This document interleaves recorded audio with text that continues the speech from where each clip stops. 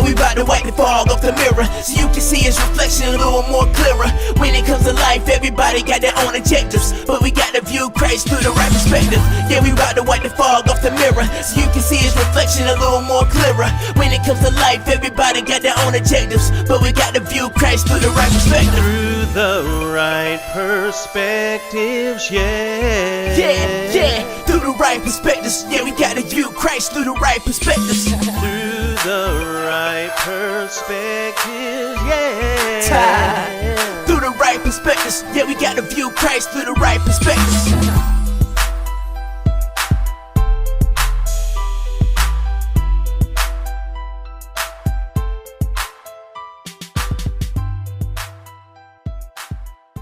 Greetings and welcome to another Perspectives with Pastor Jay.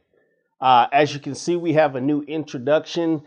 Big ups to my man Genesis, the protege, for coming up with the theme song for our show. We're going to try to do some more things, and we're going to make the entire song available for download on the website.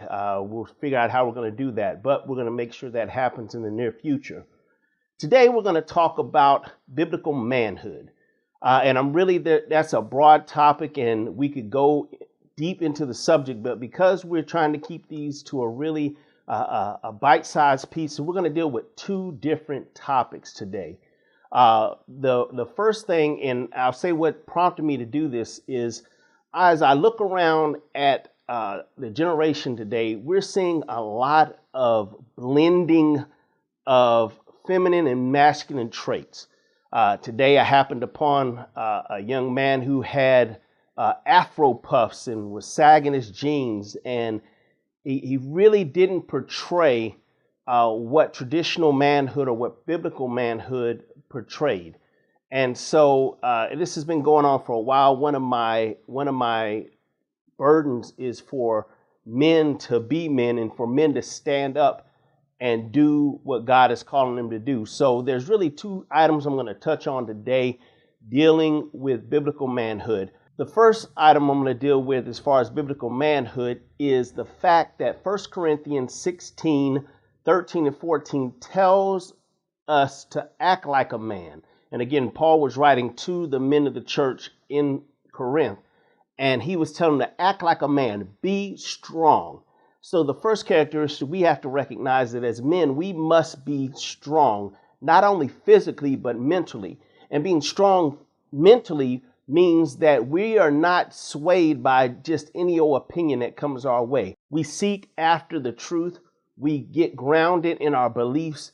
And then once we're grounded, we are strong enough so that whenever temptation comes our way, whenever false doctrine comes our way, we're able to resist those things. Now, physical strength and emotional strength, as well as spiritual strength, all plays a role as a man because our job is to be the strong one. I'm not saying that men are better than women. We are both created equal in the sight of God, but we have roles that God has given us. And the role of the man is to be the strength in the relationship. We're supposed to be the one who is protecting, who is enduring the different elements and the different trials in life, protecting our family as best we can and being strong. And far too often in our society, we are seeing men that are not strong.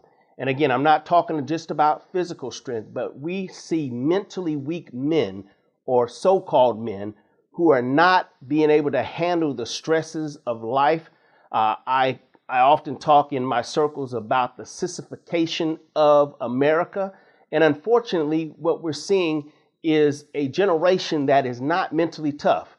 I came up in the Army, through the Army, in a time when they were transitioning between the old school Army, where the drill sergeants and anyone that outranked you could lay hands on you and basically have their way. As I talked to some of my friends who are doing drill sergeant duty since I've been out, they complain that it's been so lax. There's not a challenge. We are producing mentally weak soldiers. And so we need to do things that will test us. We can't be strong unless you're exercised, unless you're stressed, unless you are challenged. And so as men, we need to make sure that we are daily challenging ourselves so that we can be strong. The second area that we're going to talk about today is in 1 Kings 2:2-4. We see manhood being defined as someone who is following the charge or the commandments of God. You cannot be a true biblical man if you are having your own way, if you're not being submitted to God. A lot of times men like to throw around the word submission when it comes to our ladies, but we don't read the entire context when the Bible talks about wives being submissive to their husband. It's telling them to be submissive as the husbands are submissive to God. So if you are trying to claim manhood but are not submitted to God and his commandments, then you are not displaying biblical manhood. Now, Perspectives is primarily for our ministers. So as men and women of God, we need to make sure that we are upholding and modeling biblical manhood. And the women ministers, I'm not going to, discriminate against you.